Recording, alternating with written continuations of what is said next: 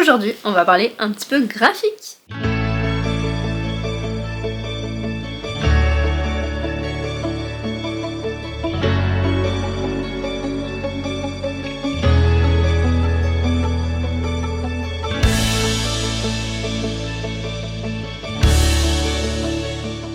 Coucou les petites étoiles, j'espère que vous allez bien, je suis très heureuse de vous retrouver aujourd'hui pour vous présenter mes dernières lectures graphiques puisque comme vous avez pu le constater je pense, j'ai énormément de retard sur mes chroniques YouTube, bon Instagram aussi mais bon ça on a l'habitude, et donc je me suis dit que au lieu de vous découper un peu par mois ou ceci ou cela, j'allais faire des groupes et j'ai donc commencé par mes coups de cœur et maintenant on passe au graphique parce que j'en ai lu pas mal étonnamment. Je ne pense pas vraiment les faire dans l'ordre mais on va donc commencer avec le tome 5 de Heartstopper, écrit par Alice Oseman, pourquoi je vous le présente encore, édité chez Hachette Roman, qui est donc un service de presse de leur part, et donc je les remercie pour ça. Et grâce à eux, j'ai pu finir l'année 2023 en beauté avec ce magnifique roman graphique que j'ai tout simplement adoré. Parce que si vous ne connaissez pas Heartstopper, ce qui m'étonnerait quand même beaucoup, que ce soit en livre ou en série, puisqu'il a été adapté l'année dernière, ou l'année d'avant, enfin ça fait pas si longtemps que ça, eh bien on suit Nick et Charlie, donc deux jeunes garçons qui sont au lycée. Le premier donc Charlie a subi énormément de harcèlement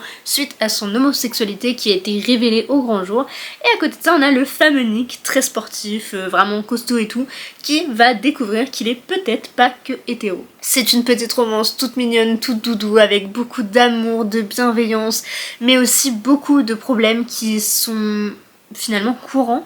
Parce qu'il y en a dans la vie de tous les jours, on n'en parle pas énormément. On vise souvent ces personnes, enfin elles subissent énormément de harcèlement, de moqueries, etc. Alors qu'en fait c'est des problèmes qui peuvent être rencontrés par n'importe qui. Parce qu'on va parler notamment d'anorexie, mais aussi de troubles alimentaires. Donc tout ça, ça peut être vraiment dans le quotidien de beaucoup de personnes. Et ce roman en parlant, enfin pas spécialement le tome 5, mais cette saga en parlant, je trouve ça extrêmement bien, tellement bien fait, avec des solutions, entre guillemets, qui peuvent être apportées. Enfin voilà, après j'en parle parce que je le vis pas, et pour moi je pense que c'est quand même bien représenté. Si jamais vous le vivez, ce que je vous souhaite absolument pas, n'hésitez pas à me dire si au contraire je me trompe et que c'est pas si bien représenté. Mais bon voilà, c'est tout ce que je voulais vous dire par rapport à ça.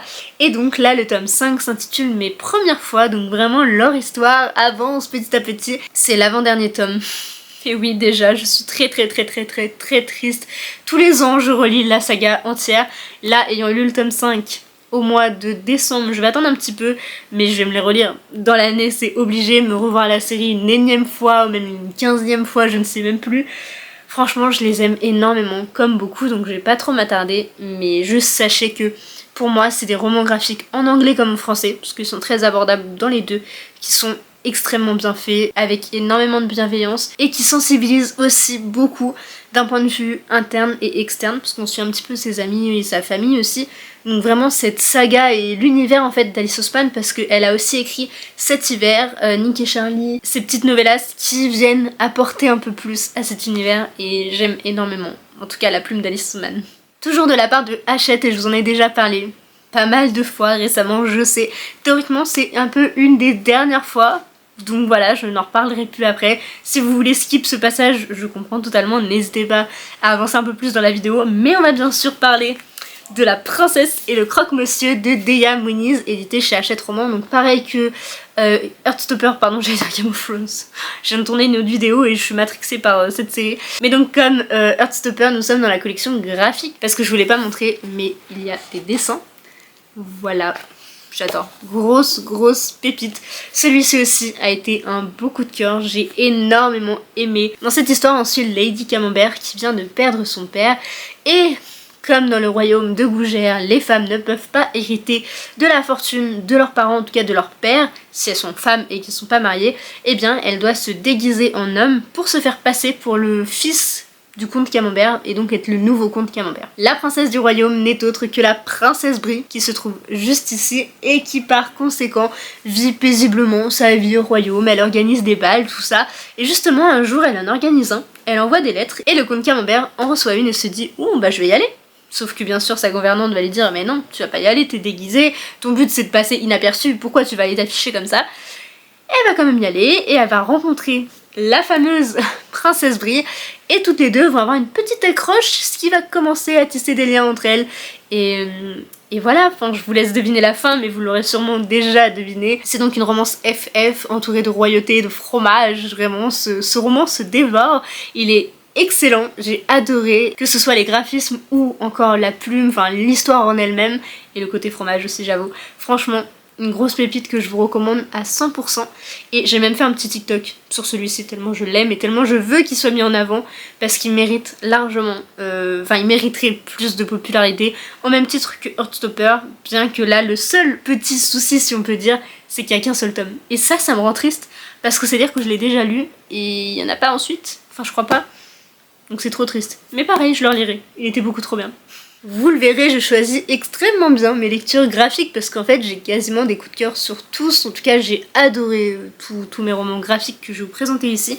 Parce que le prochain, c'est une évidence. Il s'agit de Gardien des Cités Perdues, le premier tome, partie 1, puisqu'on s'arrête en plein milieu du tome 1. Écrit toujours par Shannon Messenger, édité chez Lumen. Et donc voici à quoi il ressemble et je vais vous montrer les graphismes. Je suis fan, c'est trop beau. Regardez-moi ça. J'adore. Je vais éviter de vous spoiler, mais vous le savez à quel point j'aime cette saga et vous imaginez bien à quel point ça m'a fait plaisir de retrouver cette saga que j'aime tant sans avoir à relire les 500 pages du tome 1, mais cette fois-ci en version graphique. Un vrai pur plaisir, plein de bonheur, enfin j'étais trop contente. Le seul petit hic, si je peux dire, mais là pour le coup c'est très personnel, c'est que les traits noirs autour, en fait les contours, je les trouve assez épais. Et personnellement c'est pas un choix que j'aurais fait pour donner plus de légèreté au dessin. Mais bon bah je suis pas graphiste, donc je sais pas vraiment à juger en soi. C'est plus un point de vue personnel. Mais par exemple là, je vais essayer de vous montrer correctement. Par rapport à Sophie, en fait ses traits sont hyper épais et du coup... je sais pas, moi ça m'a gêné, mais à plusieurs reprises je me suis dit ah ouais les traits sont hyper épais et en fait moi ça m'a un peu gêné. Mais voilà, c'est vraiment par rapport au style de dessin que j'aime et vous allez le voir par la suite que bah voilà, c'est vraiment très personnel, mais ça n'empêche que j'ai adoré, que j'achèterai la suite bien évidemment et que je lirai tous les tomes qui sortiront en BD et aussi en roman, mais il faut que je me mette à jour. Les deux prochains que je vais vous présenter, c'est deux romans graphiques lus sur Nextory, donc je n'ai pas les livres avec moi, je vous mettrai la petite affiche ici. Et le premier c'est Les Moments Doux, qui a été adapté d'un roman de Virginie Grimaldi, à savoir Et que ne durent que les moments doux. Donc en fait c'est juste la fin qui a été prise pour le titre. Ils ont donc été dessinés, scénarisés, je sais pas trop, par Vincent Henry, Valeria Gouffandi et donc Virginie Grimaldi qui était présente pour l'adaptation. Dans cette histoire on suit deux jeunes femmes, une où ses enfants viennent de partir de la maison, donc c'est une maman à la retraite un peu, et à côté de ça on suit justement une jeune femme qui elle vient d'accoucher de son premier bébé après une grossesse de 7 mois, donc c'est un peu déclenché comme ça à la va-vite parce qu'il y a eu des complications. Et donc on suit cette maman à la retraite, son quotidien, comment elle va le vivre, etc. avec à côté une jeune femme qui va apprendre à devenir maman. Il y en a une qui va désapprendre et l'autre qui va apprendre à devenir maman. Je sais pas si vous voyez ce que je veux dire. Mais pour le coup je peux pas vous en dire plus parce que l'histoire est bien plus complexe. Et j'ai été super surprise par ce roman graphique. Donc je n'ai pas lu le roman, parce que de ce que j'ai vu c'est vraiment la même chose. Donc je pense que je vais attendre quelques années histoire de pouvoir redécouvrir ou en tout cas le revoir sous une autre forme, l'apprécier autrement. Mais en tout cas sachez que le roman graphique, donc la BD est extrêmement belle, j'ai adoré la découvrir. Je l'ai vu en librairie, je l'ai feuilleté parce que ça m'a fait plaisir de revoir un petit peu toutes ces images, les couleurs, enfin c'était très beau, mais bien sûr je ne l'ai pas acheté parce que je l'ai déjà lu et bon on évite les dépenses inutiles pour l'instant, hein. Quand je serai riche je dis pas, mais là pour l'instant je l'ai pas acheté. Et sincèrement c'était une très belle découverte que je vous conseille vraiment de découvrir, que ce soit sur Nextory ou que ce soit un achat en librairie, donc vraiment n'hésitez pas parce que moi j'ai adoré et comme je vous dis j'ai été tellement surprise par la fin, ça m'a touchée comme pas possible, j'étais bouleversée par cette lecture, mais en même temps c'est tellement beau, tellement poétique. Donc oui, j'ai découvert un amour pour Virginie Grimaldi, vous l'avez remarqué depuis mes récentes vidéos, j'en parle quand même assez souvent. Et j'en suis très heureuse parce que c'était une vraie révélation de l'année dernière, si je dis pas de bêtises, donc vraiment trop contente. Et la deuxième lue sur Nextory, c'est Lâche-moi la traîne de Clara Cuadrado, édité chez les éditions Delcourt. Et dans cette histoire, on suit un jeune couple qui va se marier. Et donc chaque jour, on voit un petit peu ce qu'ils préparent pour ce fameux mariage et les complications qu'il peut y avoir, leur fantaisie. Enfin, vraiment, c'est une super BD sur le mariage que j'ai beaucoup aimé découvrir. mais qui malgré tout n'était pas non plus potentiellement à la hauteur de ce que je m'attendais, même si je m'attendais pas à grand chose.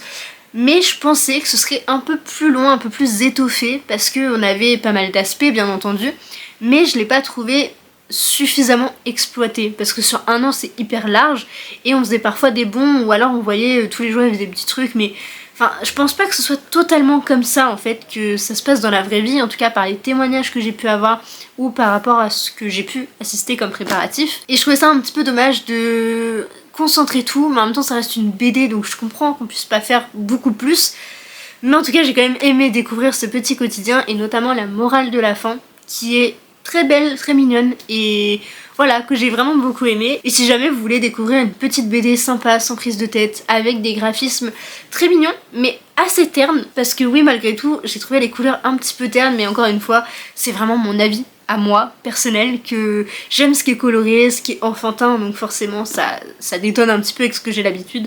Mais vraiment n'hésitez pas à la découvrir parce que j'ai été agréablement surprise, et grâce à Nextory je découvre vachement de BD, donc je suis trop contente. Et par ailleurs le titre prend tout son sens à la fin. À Noël, j'ai eu la super surprise de trouver le grimoire d'Elphie tome 4 sous le sapin, écrit par Arleston Alouette, donc Audrey Alouette, l'autrice de Magic Charlie, Minnie Ludwig, je sais pas trop leur nom, je suis vraiment désolée, édité chez Dracou, et ce 4e tome s'intitule Le trésor de la tricomancienne. J'ai adoré encore une fois, je suis vraiment trop excitée dans cette vidéo, c'est pas possible, je suis désolée pour vous, la fatigue, ça s'explique pas, et aussi l'amour de ces BD, mais donc vous le savez sûrement parce que je vous en parle tous les ans à la sortie du tome en fait, je suis passionnée par le grimoire d'Elphie depuis sa sortie, je ne loupe aucune sortie, absolument aucune. Il y a que cette année où je me suis dit non, attends un petit mois, il sera sous le sapin, vraiment, je m'en doutais en fait qu'il le serait, et sinon je l'aurais acheté de moi-même. Mais je suis tellement heureuse de l'avoir eu. Franchement, quand je l'ai vu, bah 1 heure après, il a été lu. Parce que je pouvais pas attendre plus longtemps. Ça faisait déjà des semaines que je le ziotais en librairie. Et donc l'histoire principale du grimoire d'Elphie, c'est qu'on suit 3 sœurs, dont Elphie, la petite dernière, qui a un grimoire un petit peu magique, ensorcelé. Ce tome-ci m'a bouleversée. Franchement, il aborde des thématiques encore plus importantes, encore plus dures que les 3 premiers. Donc en fait il y a la thématique du deuil qui est vraiment présente depuis le début, puisqu'elles viennent de perdre leurs parents suite à un incendie, et déjà dans les premiers je trouvais ça super touchant, et en même temps un peu dur quand même, parce que ça reste une BD pour les enfants à la base, mais malgré tout c'est quand même joliment abordé, c'est bien fait, c'est pas surjoué, c'est vraiment fait avec justesse. Et ce tome-ci, comme on rencontre leur grand-père, et bien c'est d'autant plus touchant puisque c'est le père de leur mère. Et ouais, non, je peux pas vous en dire plus, parce que honnêtement faut que vous les découvriez vous-même, parce que les thématiques qui sont abordées sont propres à ce tome 4, et déjà je veux pas vous spoiler, et en plus de ça, même par rapport à juste celui-ci, il faut que vous le lisiez vous-même pour faire votre propre avis, mais c'était tellement beau, tellement juste et tellement touchant aussi. Ça reste toujours trop court, bien évidemment, puisqu'elles sont quand même assez fines, mais bien qu'elles soient assez dures, j'ai adoré, et je vais vous montrer quelques planches pour vous donner envie, si possible. Voilà, c'est pas la plus colorée que je vous ai choisie là. Est-ce que j'en ai une? Ah voilà. J'adore celle-ci. Toute cette page, c'est tellement verdoyant, c'est tellement... il y a vraiment une palette de couleurs gigantesque, parce que sur celle d'à côté, c'est un peu plus... pas terne, mais c'est un peu plus marronné, si on peut dire ça comme ça. Regardez-moi ça. La beauté. Vraiment, je suis absolument fan, vous l'aurez compris. Donc je suis pas non plus hyper objective. Après, je pense que le tome 3 restera mon préféré pour l'instant, même si je voudrais relire les 4 pour savoir, mais... En même temps c'était à Noël en Alsace, donc forcément que j'ai adoré. Mais c'est vrai que celui-ci a pris une place aussi assez importante pour des raisons évidentes sur la mort, le deuil et compagnie, et que ça se passe à la montagne. Donc en fait j'aurais du mal quand même à choisir un parmi les 4. Mais celui-ci serait bien le 2e, voire premier ex-aequo. Et les dernières BD dont je voulais vous parler, c'est le tome 1 et le tome 2 d'une même saga, à savoir Brume, écrit par Jérôme Pellissier et Catherine Hinder, édité chez Glénat. Et donc là, ça c'est le premier tome qui est magnifique, vraiment j'adore. Et le tome 2 qui est comme ceci, donc je vais vous tenir que le tome 1 pour l'instant. Et bien celui-ci m'a été offert à mon anniversaire par mes copines du Bookstar Rouennais, et d'ailleurs je vous l'ai déjà présenté dans le book haul du mois de janvier, et donc comme je vous l'avais sûrement dit, je l'ai déjà lu et dévoré, adoré, c'était trop bien. Et les graphismes pour le coup sont assez enfantins, et un peu comme le grimoire d'Elphie, c'est ce que j'aime finalement. Regardez la beauté des dessins, En fait c'est vraiment des traits tout en souplesse, tout en courbe si on veut. Et en fait je pense que c'est vraiment ça que j'aime comme style de graphisme. Et c'est peut-être ça aussi qui m'avait gênée avec Gardien s'est perdu. Trop de gros traits noirs en fait autour, ça faisait un contour vraiment trop gros.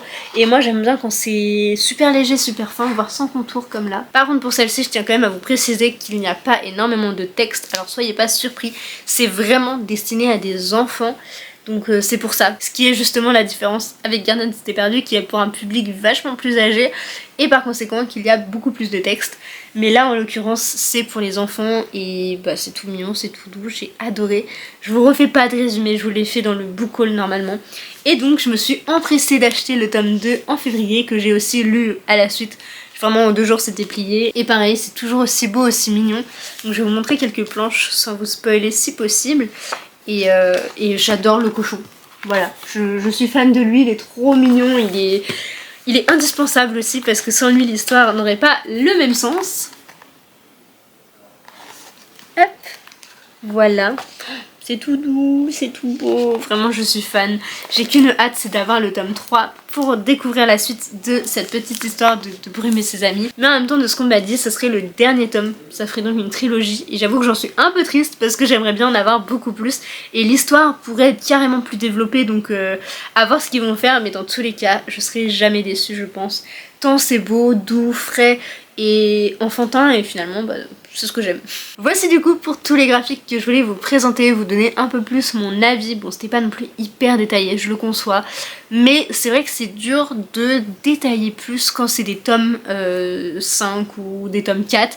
C'est vrai que c'est pas facile parce que j'ai peur de donner trop de détails et comme c'est des graphiques ça se lit extrêmement vite et c'est vrai que c'est assez dur de résumer le tout début pour que vous compreniez mais sans spoiler. Enfin c'est vraiment une gymnastique assez compliquée donc je préfère pas trop en dire mais en même temps vous donner quand même potentiellement envie de les découvrir. Donc j'espère vous avoir convaincu pour certains. Et n'hésitez pas à me dire vous en commentaire si vous en avez lu, si vous en avez aimé certains ou au contraire pas du tout. Quel style de graphisme aussi vous préférez, plutôt comme moi, des styles assez enfantins, style Grimoire d'Elphie, Brume et compagnie, ou alors des styles vachement plus marqués, prononcés comme Gardien s'était perdu. Bref, voilà, j'attends vos retours en commentaire. Et sur ce, je vous fais plein de gros bisous et à très vite dans une prochaine vidéo. Bye!